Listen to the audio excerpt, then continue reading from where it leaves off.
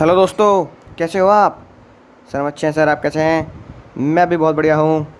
और मुझे ये बताइए, पिछले टॉपिक तक आपने जो पढ़ लिया, मुझे उम्मीद है वो बहुत अच्छे से आपको समझ में आ चुका होगा।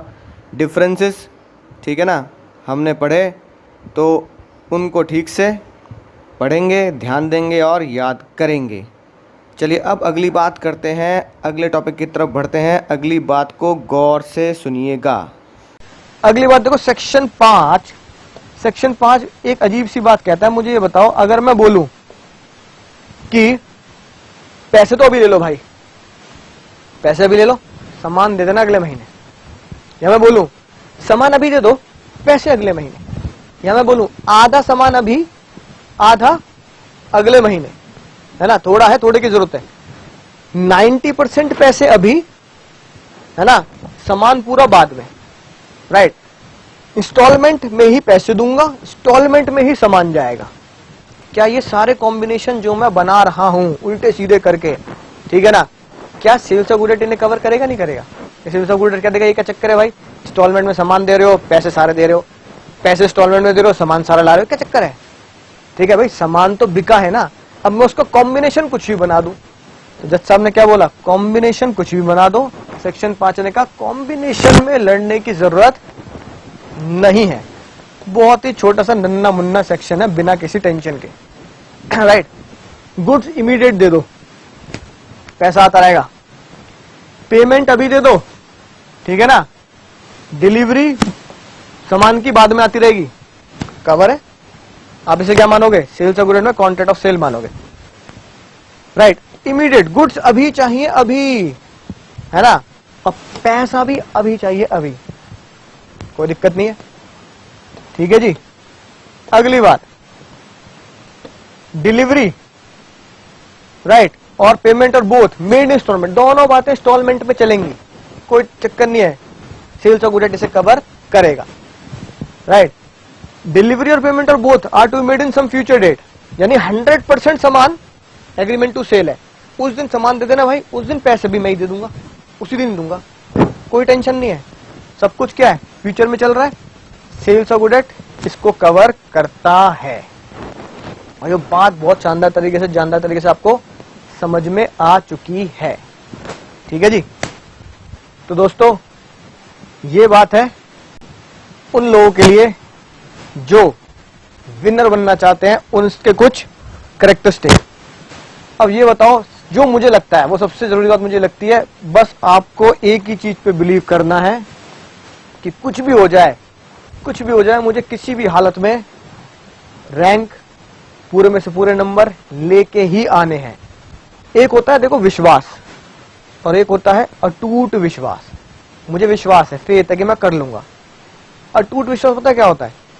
अटूट विश्वास होता है कि जब दुनिया ये बोले ना ये इम्पॉसिबल है भाई, ये नहीं कर सकता तू, ठीक है ना, और तब मैं खुद के अंदर ये विश्वास जगा दूं कि मैं ये कर सकता हूं दुनिया के एजम्पशंस के अपोज जाकर, ठीक है।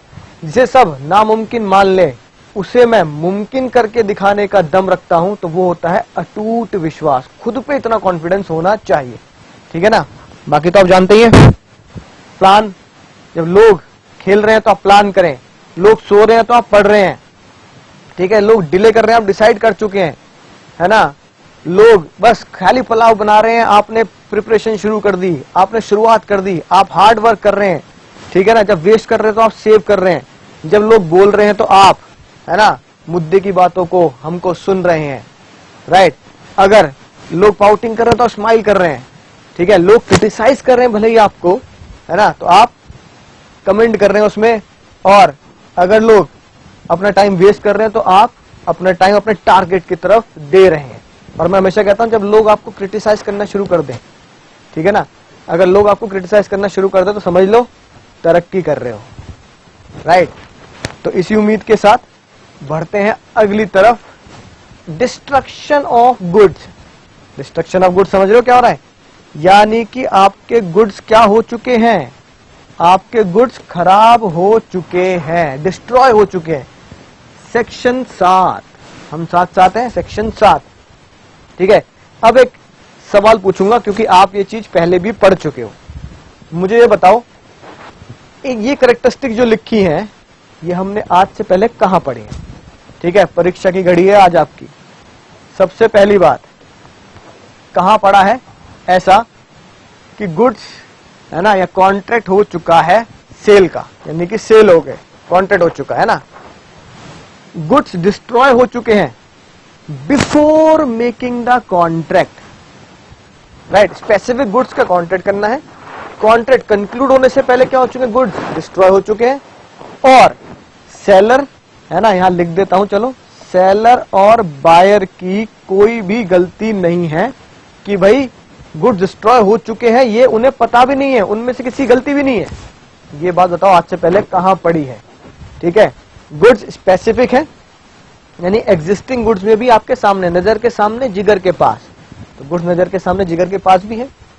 गुड्स कॉन्ट्रैक्ट है ना, बनते टाइम पे या कॉन्ट्रैक्ट बनने से पहले खत्म हो चुके, डिस्ट्रॉय हो चुके, और इसमें दोनों में से किसी गलती नहीं है ना। अगर ये बातें हैं तो लॉ क्या बोलता है? लॉ बोलता है कॉन्ट्रैक्ट होगा वॉइड। सोच समझकर जवाब दें, ये बात आज से पहले आपने कहां पढ़ी है? ठीक है, यही परीक्षा की घड़ी है। चलो हिंट देता हूं, कॉन्ट्रैक्ट एक्ट में पढ़ी है सर, वही पढ़ी होगी है ना, और पहले 5 चैप्टर में पढ़ी है। अब बताओ, सोच समझ जवाब दो नलायको। पता है कहां? Bilateral mistake. क्या है बायलैटरल मिस्टेक? हॉर्स वाला एग्जाम्पल याद करो, ठीक है ना। एक जना दूसरे जने के पास गया, भैया मुझे घोड़ा खरीदना है। जब दोनों कॉन्ट्रैक्ट कर रहे थे तब घोड़े की डेथ हो चुकी थी, ठीक है, और दोनों में से किसी गलती नहीं थी। और मैंने कहा भी था क्या ग्राहक उसको मार देगा, या जो सेलर है उसको तो पैसे मिलने हैं, वो उसको मार देगा। दोनों अनअवेयर थे, और हॉर्स क्या हुआ, मान लो स्पेसिफिक गुड्स हो गया। तो इससे हमने आज से पहले कॉन्ट्रैक्ट में क्या पढ़ा था? Bilateral mistake. और बायलैटरल मिस्टेक में भी कॉन्ट्रैक्ट क्या होता है? वॉइड होता है। आगे बात समझ में आएगी? तो देखो यही तो लिखा है, ठीक है। बांगर ने गुड्स बेच दिए, अननोन टू बांगर, यानी कि पता ही नहीं है गुड्स बेचने वाले को कि सारे गुड्स चोरी हो चुके हैं। कब? कॉन्ट्रैक्ट बनाने से, कॉन्ट्रैक्ट लिखने से पहले। दूसरा क्वेश्चन क्या बना? बांगर को पता नहीं है गुड्स चोरी नहीं हुए, पर सारे के सारे सीमेंट स्टोन बन चुके क्योंकि वहां पे पानी आ गया था, राइट। दोनों ही केस में क्या है? दोनों ही केस में कॉन्ट्रैक्ट वॉइड होगा बिकॉज ऑफ बायलैटरल मिस्टेक। तो कॉन्ट्रैक्ट में लिखे हैं, क्यों? लेकिन सेल्स और गुड एक्ट में तो ये नहीं लिख सकते because of the bilateral mistake, क्योंकि बायलैटरल मिस्टेक लिखोगे तो वो आंसर किसकी तरफ से हो गया? कॉन्ट्रैक्ट एक्ट की तरफ से हो गया। लेकिन मुझे आंसर किसकी तरफ से देना है? सेल्स और गुड एक्ट की तरफ से देना आंसर, सेल्स और गुड एक्ट की तरफ से। तो मुझे क्या लिखना पड़ेगा? सेक्शन 7 लिखना पड़ेगा। किसकी नजरों से? सेक्शन 7 की नजर देना पड़ेगा। चिंता मत करो, क्वेश्चन में लिखा आएगा। अगर ये क्वेश्चन आया तो एग्जाम में लिखा होगा decide the case as per the contract act, तो कहां चला जाऊंगा? बायलैटरल मिस्टेक में। ये सबसे आखिरी में लिखा है decide the case as per the sales of goods act, तो क्या करना पड़ेगा? सेक्शन 7 का सहारा लेना पड़ेगा। एज इट इज ये कंडीशन लिखनी पड़ेगी, और क्या लिखना पड़ेगा? कॉन्ट्रैक्ट इज वॉइड, ठीक है ना, राइट। इस तरीके से आपको डिस्क्रिप्शन देना है। आइए बात समझ में आ चुकी होगी। तो जो बायलैटरल मिस्टेक था उसे हमने उस प्यार को हमने नया नाम दिया, और वो क्या नाम दिया? Contract of sale effect of destruction, section 7। अगला देखो सेक्शन 8, बिल्कुल सीक्वेंस में। सेक्शन 8, सेक्शन 8 भी सेम बात कहता है। क्या कहता है सेक्शन 8? कॉन्ट्रैक्ट वॉइड होगा, ठीक है ना, कॉन्ट्रैक्ट तो वॉइड होगा, लेकिन कब होगा? सेम, स्पेसिफिक गुड्स है, नजर के सामने, जिगर के पास, राइट। उसमें 3 कंडीशन थी, इसमें 4 है। गुड्स खराब हो गए, सेम, गुड्स खराब हो चुके हैं या डिस्ट्रॉय हो चुके हैं, ठीक है ना। तीसरा, किसी की भी कोई गलती नहीं है, यानी कि must not any fault of seller और बायर, ना सेलर की गलती है ना बायर की गलती है। हो क्या रहा है? एग्रीमेंट टू सेल हो रहा है, right. Good must have perish before the agreement to sale become sale, यानी कि अगर मैं आपको बात बताऊं, कॉन्ट्रैक्ट हुआ आज, मान लो फिर से 1 जुलाई, सेल्स और गुड एक्ट की बर्थडे डेट 1 जुलाई, कि सामान कब बिकेगा? 10 अगस्त को बिकेगा, राइट। तो यहां क्या हुआ, इसे हम क्या बोलेंगे, इसे हम बोलेंगे सर एग्रीमेंट टू सेल। बोलेंगे नहीं बोलेंगे, बिल्कुल बोलेंगे। बात समझ में आ रही होगी, है ना। डेटा घुटनों तक पहुंच रहा है, राइट। 10 अगस्त आने से पहले मान लो 31 जुलाई को, है ना, 10 अगस्त आने से पहले ही 31 जुलाई को, यानी कि 31 जुलाई को क्या होगा, एग्रीमेंट टू सेल जो है वो सेल में कन्वर्ट नहीं हुआ, क्योंकि एग्रीमेंट टू सेल कब कन्वर्ट होता है, जब वो टाइम लैप्स हो जाता है, पढ़ा ना, जब वो टाइम लैप्स हो जाता है। यानी कि एग्रीमेंट टू सेल सेल में कब बनेगा, जब 10 अगस्त आ जाएगी और सामान चला जाएगा। तो अभी ये वाला पॉइंट नहीं हुआ। दूसरा, गुड्स क्या हो चुके हैं 31 जुलाई को, गुड्स खराब हो चुके हैं, डिस्ट्रॉय हो चुके हैं। ठीक है जी, क्या हो गए, डिस्ट्रॉय हो गए, राइट। अब अगर गुड्स डिस्ट्रॉय हो चुके हैं, पेरिश हो चुके हैं या डैमेज हो चुके हैं, डिस्ट्रॉय हो चुके हैं, राइट, किसकी गलती है, ना सेलर की गलती ना बायर की गलती। यानी इन गुड्स को खराब करने में सेलर और बायर किसी की भी गलती नहीं है। कोई अपना सामान क्यों खराब करेगा, सेलर क्यों खराब करेगा अपना सामान, और बायर जो खरीदने वाला है वो क्यों खराब करेगा, ठीक है ना। कहीं और से खरीदेगा तो हो सकता है महंगा ही मिले। तो दोनों की कोई गलती नहीं है। तो चारों पॉइंट पूरे हो गए। गुड स्पेसिफिक है, वो खराब हो चुके हैं, किसी गलती नहीं, और सेल एग्रीमेंट टू सेल से पहले ऐसा हो चुका है 31 जुलाई को। तो अगर ऐसा हो गया तो 31 जुलाई को ही क्या हो जाएगा, कॉन्ट्रैक्ट वॉइड हो जाएगा। ठीक है, क्या कहला जाएगा, कॉन्ट्रैक्ट इज वॉइड। केस देख लो, सेम आया है, right. X agree to sale, X agree to sale 10 ton of potato, ठीक है, जो उसकी लैंड पर ग्रो होंगे। एक्स ने बेचारे ने, है ना, आलू उगा भी दिए, ठीक है ना, और वो उग भी गए, लेकिन एक्स की कोई गलती नहीं थी, खराब हो गए, डिसीज होता ना, राइट। जैसे वो रणबीर का ऐड आता है, अच्छा आलू बुरा आलू, इस तरीके से, है ना, खराब हो गए आलू, राइट। अब बताओ, क्या वो अपनी फसल खुद खराब कर लेगा, बायर को खरीदना है तो वाई उसकी फसल पे जाके, है ना, कीड़े छोड़ देगा, खराब कर देगा उसे, नहीं ना। तो जज साहब ने क्या बोला, जज साहब ने बोला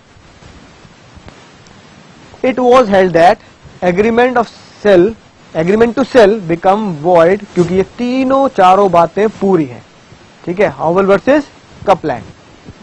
दूसरा एग्जांपल देखो, रोमियो, है ना, जूलियट आपके सामने है। रोमियो ने कहा जूलियट को, अब रोमियो जूलियट को बोलेगा, लैला को तो बोलेगा नहीं ना, कि 10 दिन के बाद, ठीक है, मैं गुड्स बेच दूंगा, लेकिन समझना ध्यान से, उन गुड्स को गवर्नमेंट ने एक्वायर कर लिया 6th डे पर, राइट। जैसे लैंड के साथ होता है, क्योंकि लैंड हम यहां इसलिए लिख सकते हैं क्योंकि लैंड इसमें कवर नहीं होगा, क्योंकि वो इमूवेबल प्रॉपर्टी होती है। होता ना, जमीन पे कब्जा कर लेती सरकार, हाईवे जा रहा है, बीच में आपकी जमीन आ गई तो सरकार कहेगी भैया जो मुआवजा चाहिए करोड़ों रुपए का लो, पर हाईवे बनने के लिए जमीन टेक ओवर कर लेगी। ऐसे ही सरकार ने उन गुड्स को अपने कब्जे में ले लिया, खुद टेक ओवर कर लिया, जो आपने किसी और को कहा था बेचने के लिए। यानी कि इस केस में रोमियो ने जूलियट को बोला। अब बताओ, ये तो एक्ट ऑफ लॉ हो गया, ठीक है ना, राइट। तो अगर कानून, आपको बताइए, कानून से ऊपर कुछ नहीं, कानून से आगे कुछ नहीं, तो बस गवर्नमेंट ले लिया तो एग्रीमेंट ऑटोमेटिकली वॉइड होगा। क्यों, क्योंकि ये चारों बातें पूरी हैं। स्पेसिफिक गुड्स है, गुड्स क्या हो गए, पेरिश या डैमेज, यानी कि वो बेकार हो गए हमारे लिए, गवर्नमेंट ने टेक ओवर कर लिया, किसी की गलती नहीं है। और sale, agreement to sale, sale में कन्वर्ट नहीं हुई थी, ठीक है।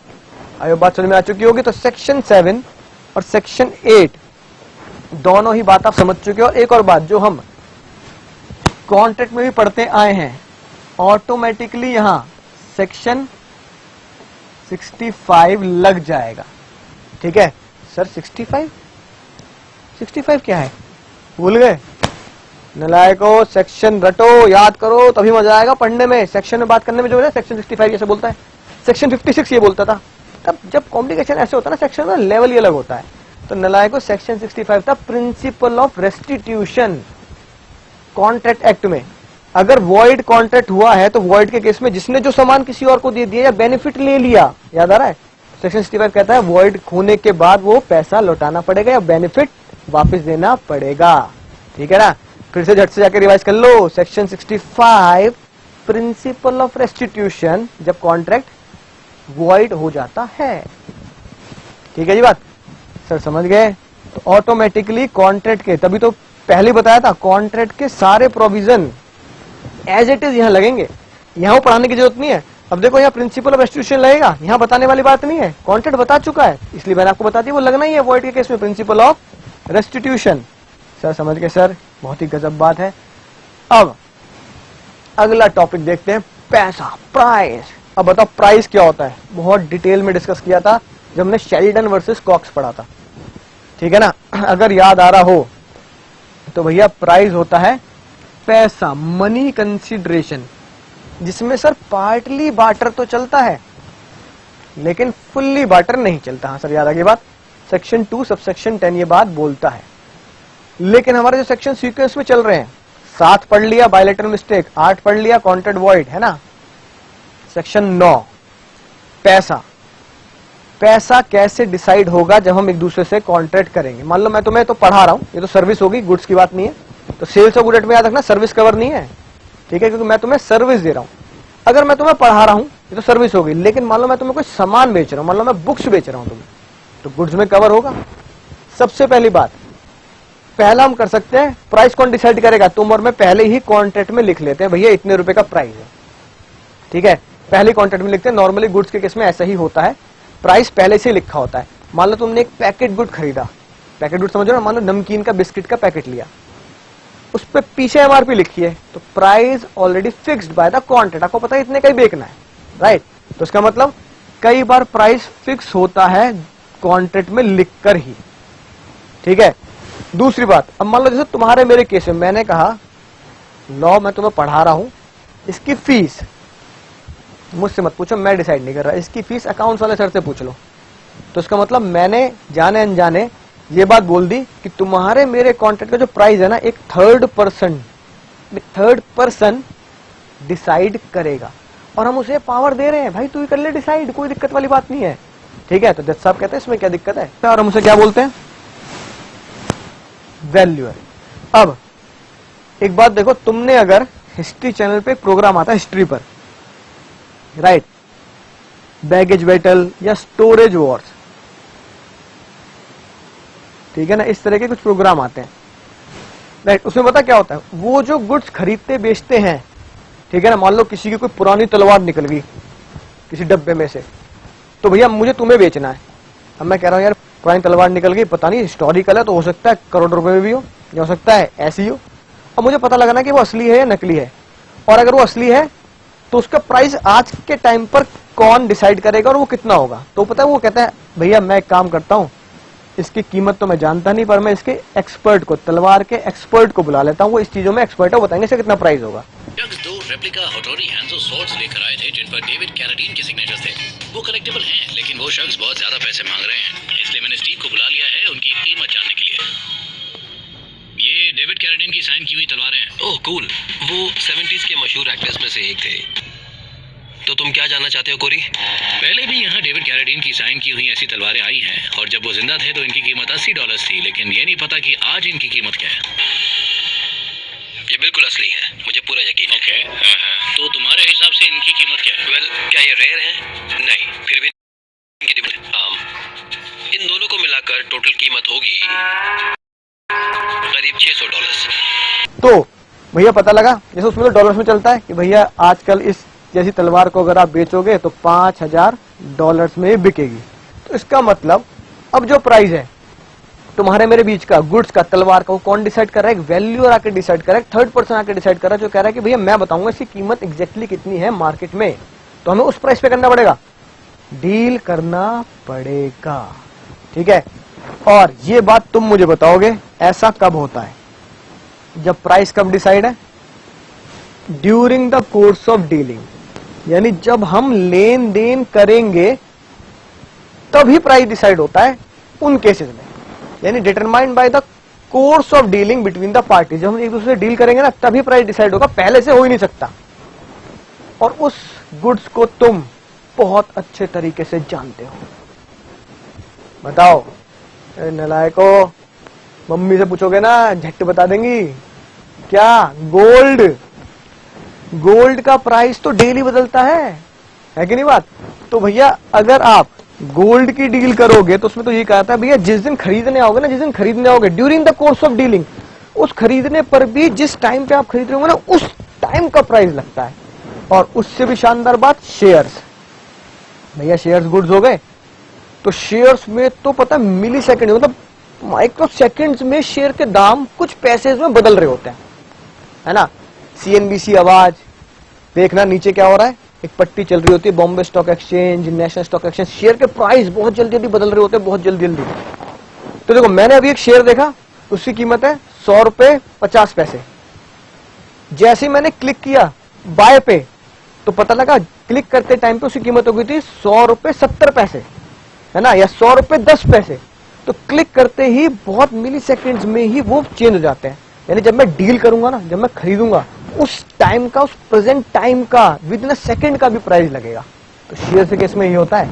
जज साहब ने बोला उन गुड्स के प्राइस कैसे डिटरमाइन होंगे, जब पार्टीज आपस में क्या करेंगी, उस गुड्स को डील करेंगी, पहले सब डिसाइड नहीं करेंगे। तो शेयर के केस में यही होता है। अब एक बार मुझे बताओ, तुम भैया गए एक दुकान पर, राइट, तुमने कहा भैया दाल दे दो, फॉर एग्जांपल दाल की बात करते हैं, भैया दाल दे दो 1 किलो, मान लो अरहर की दाल दे दो, येलो वाली, येलो येलो डटी फैलो, अरहर की दाल दे दो। वहां पे दुकान पर दुकान के मालिक नहीं था, लाला नहीं बैठे थे, लाला जी की जगह कौन बैठा था, उनका एक नौकर बैठा था, यानी कि एक कर्मचारी, काम करने वाला एम्प्लॉय था। उसको डीलिंग, उसके ऊपर MRP लिखा तो होता है, ओपन पैकेट टाइप होते हैं, है ना, प्लास्टिक में कवर कर देते हैं उसे, लेकिन क्योंकि उनके खुद के पैकेट बनाए हुए होते हैं तो वो MRP नहीं लिखते। उन्होंने बोला सेठ जी आएंगे, भैया सेठ जी आएंगे तब उनसे प्राइस आप पूछ लेना, मुझे पता नहीं कितना, पता नहीं कितने रुपए की दाल है, 100 रुपए की चल रही है, 200 की चल रही है, मुझे पता नहीं। आप तो आपको जानता था वो, आप कह गए चलो ठीक है भैया ले जाता हूँ, आप ले गए, उसने खाते में लिख लिया, भैया लिख लेना, खाते चलते ना, खाते में लिख लिया। अब तुम पहुंचे अगले दिन या सामान की पेमेंट देने, ईमानदार है तुम, है ना, बिल्कुल ईमानदार से, तो सेठ जी से बोला भैया दाल ले गए थे ना कल, लिखा पे खाते में, हमें कितने रुपए की है, 20 लाख की है। 20 लाख, तुम्हें चक्कर आ गया, 20 लाख 1 किलो दाल, 20 लाख, गोल्ड प्लेटेड है क्या, दुबई से तो नहीं आई। आप कह रहे हो यार क्या बात करी, भैया देखो आप सामान खरीद ले, घर ले गए, हो सकता है आपने बना के खा भी लियो, कोई दिक्कत वाली बात नहीं है। जब आप ले गए और प्राइस आपको पता ही नहीं है, तो भैया प्राइस तो देना पड़ेगा, सामान ले गए पैसा तो देना पड़ेगा, 20 लाख रुपए निकालो। वो लड़ रहा है आपसे। अब बताओ सबसे पहला क्वेश्चन क्या आता है, पैसे देने पड़ेंगे नहीं देने पड़ेंगे, पैसे देने पड़ेंगे नहीं देने पड़ेंगे, भाई और बहनों देने पड़ेंगे या नहीं देने पड़ेंगे। जज साहब ने कहा पैसे तो देने पड़ेंगे क्योंकि आप सामान घर ले जा चुके हो, ठीक है ना, दाल पका के खा भी लिया आपने, ठीक है, अरहर की दाल चावल खा लिए, राइट। लेकिन दूसरा मुद्दा ये आता है, पैसे क्या 20 लाख देने, 20 लाख, यानी कि जज साहब ने बोला यार ये तो बेईमानी है, लाला जी बेईमानी कर रहे हो आप। तो देखो कोर्ट का डिसीजन क्या आया, जज साहब ने बोला अगर, बहुत ध्यान समझना, बहुत ही खतरनाक बात है, अगर प्राइस ही फिक्स नहीं कर पाए हैं आप, और लेकिन सामान घर पहुंच गया, जेन्युइनली सामान की लेन देन हो गए, प्राइस फिक्स नहीं कर पाए आप, तो बायर को रीजनेबल प्राइस देना है, रीजनेबल। और भैया रीजनेबल प्राइस कैसे हो गए, तो मैटर ऑफ फैक्ट हो गया रीजनेबल प्राइस क्या होता है। लेकिन अपने केस में अगर देखो तो क्या तुम उस दाल का रीजनेबल प्राइस बता सकते हो, पड़ोसी से पूछ लो, आजकल तो इंटरनेट का जमाना, नेट पे चेक करो 1 kg, है ना, अरहर दाल, तो पता लगा नेट पे या पड़ोस वाले ने बोला भैया 180 रुपए पर केजी चल रही है, लेट से फॉर एग्जांपल, तो यही आपका रीजनेबल प्राइस बनेगा। आपको लाला को कितने पैसे देने हैं, आप लाला जी को दोगे 180 रुपए, 20 लाख का कोई लेना देना नहीं है, समझ ना बात, राइट। तो जज साहब ने बोला अगर प्राइस पता नहीं है, खतरा बना रखा है इसलिए मैंने, अगर प्राइस पता नहीं है, ऊपर में से किसी भी तरीके से प्राइस के बारे में पता नहीं लग रहा, ना कॉन्ट्रैक्ट में लिखा, ना वैल्यूअर आया, ना कोर्स ऑफ डीलिंग से हुआ, तो भैया रीजनेबल प्राइस बनता है, ठीक है जी। समझ आगे बात। अब जो मेन क्वेश्चन बनता है वो बनता है, अगर मैं किसी बाहर वाले के पास जा रहा हूं, अगर मैं किसी बाहर वाले के पास जा रहा हूं कि भैया तुम हमारे प्राइस डिसाइड कर दो, है ना, तुम करोगे हमारे प्राइस डिसाइड, हम खुद नहीं कर पा रहे जी, जैसे मैंने बताया तलवार के केस में एक्सपर्ट को बुला लिया, ठीक है। तो भैया सेक्शन 10 ने कहा अगर एक्सपर्ट आया है तो क्या लॉजिक लगेगा, अगर एक्सपर्ट आया तो भैया वैल्यूएशन का हम क्या बोलेंगे, भैया एक्सपर्ट को बुला लिया मैंने, एक्सपर्ट आ गया, राइट। हमने कॉन्ट्रैक्ट में लिखा है कि एक्सपर्ट हमारे प्राइस डिसाइड करेगा, तो वेयर देयर इज एग्रीमेंट, है ना, प्राइस कौन फिक्स कर रहा है, एक्सपर्ट फिक्स कर रहा है, ठीक है ना, right, fix by the valuation of third party and such third party can not does, और अगर वो एक्सपर्ट प्राइस बताने से मना कर दे, भैया मैं नहीं कर पाऊंगा वैल्यूएशन, तो आप क्या कर सकते हो, आप कह सकते हो भैया फिलहाल अब पता नहीं लग रहा, तो एग्रीमेंट वॉइड, यानी एग्रीमेंट कैंसिल करते हैं, ठीक है ना। फिर देखेंगे, नेट पे सर्च करेंगे, किसी से बात करेंगे, भैया इसकी कीमत कितनी है, अब कीमत ही नहीं निकल रही, तो कैसे बेच दोगे आप, क्योंकि उसकी करोड़ों कीमत भी आपको ज्यादा लग रही है, राइट, और किसी को करोड़ों कीमत बिल्कुल कम लग रही है, क्योंकि ये तो रामायण काल की तलवार है, समझ में आई ना बात। तो जज साहब ने बोला भाई अगर ऐसा हो गया कि किसी गुड्स के प्राइस वैल्यूएशन वाला भी नहीं बता रहा, आपको पता नहीं है, तभी तो वैल्यूएशन को बुलाया है, वैल्यूअर नहीं बता पा रहा और आपको पता ही नहीं है, तो भैया कॉन्ट्रैक्ट कैंसिल, बोल कैंसिल, बोल कैंसिल, कॉन्ट्रैक्ट कैंसिल, ठीक है। लेकिन मान लो उसमें से अगर गुड्स सामने वाले को डिलीवर हो गए, है ना, अगर गुड्स सामने वाले को डिलीवर हो गए हैं, तो क्या होगा, तो भैया रीजनेबल प्राइस देने पड़ेंगे आपस में डिसाइड करके, भैया मुझे लगता है इतना रीजनेबल, अगर गुड्स डिलीवर नहीं हो तो कॉन्ट्रैक्ट कैंसिल, याद रखना बात, अगर वो गुड्स डिलीवर नहीं हुए हैं तो कॉन्ट्रैक्ट तो कैंसिल है।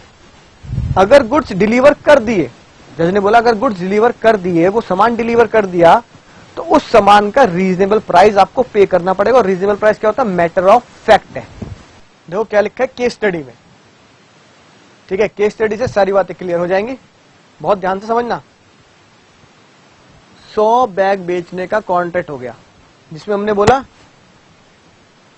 Z प्राइस बताएगा Z, ठीक है जी, राइट।